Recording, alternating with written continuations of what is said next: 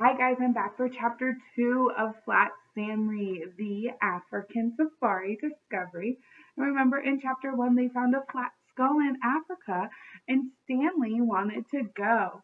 So when Mr. Dark came over to tell them that he was nice enough to also offer them to fly to Africa to see this flat skull. So Mr.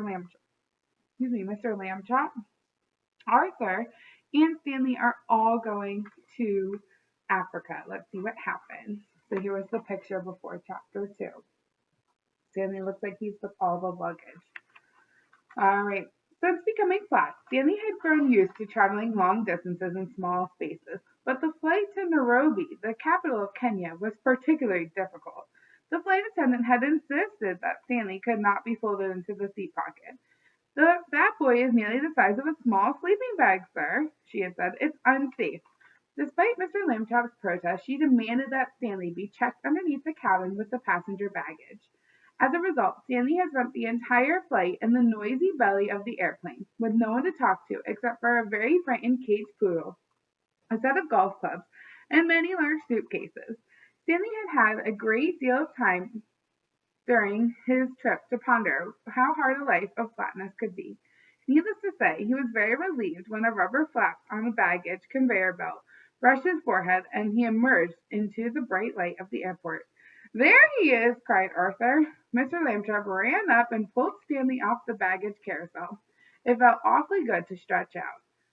The moment they stepped outside, the three Lambchops were surrounded by people offering to take them wherever they wanted to go.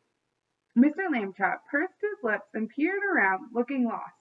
This made people shout more loudly. Someone yelling, "You need a taxi!" almost knocked Stanley over like a piece of cardboard. "Stanley, where's your brother?" Mr. Lambchop asked suddenly in a panicked voice.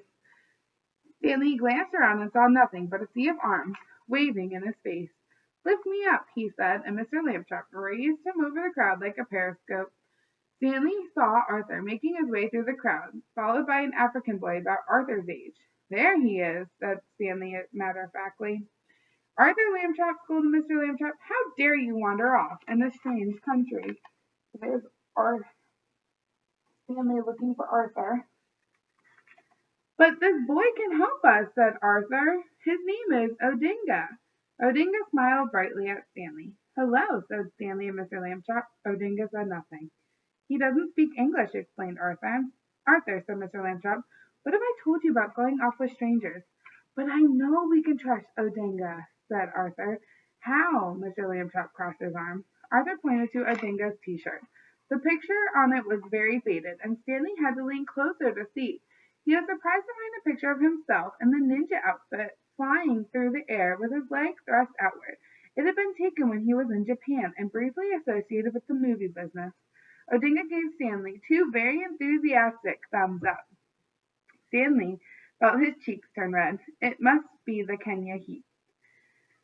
"Show him the newspaper, Dad," prodded Arthur. Mr. Lambchop reached into his pocket and unfolded the article he had clipped 2 days before. He held it out to Odinga, pointed to the map with the X on it, which marked the place where the flat skull had been discovered.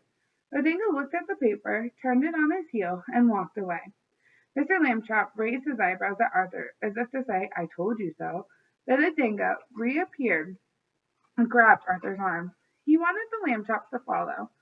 Walking quickly, Odinga led them through the crowd to an old minivan waiting by the curb. It was already full of people. Standing beside it was a girl who looked not much older than Stanley. Odinga went up to her and said something in Swahili. She approached the Lambchop. "I am Bisa," she said, heavily accented English. "My brother tells me you need to go to Tanzania."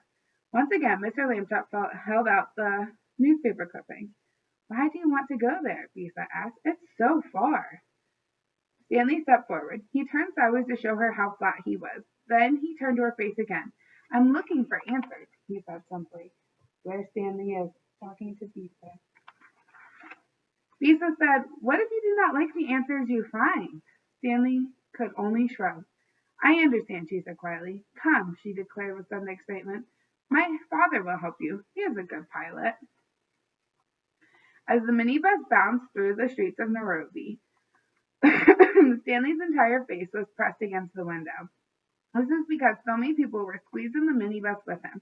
Apart from Arthur, Mr. Lambchop, Odinga, and Bisa, passengers were constantly jumping on and off. Nairobi was a big city, Bisa said. Met 3 million people lived there. Everywhere, the streets were teeming with traffic.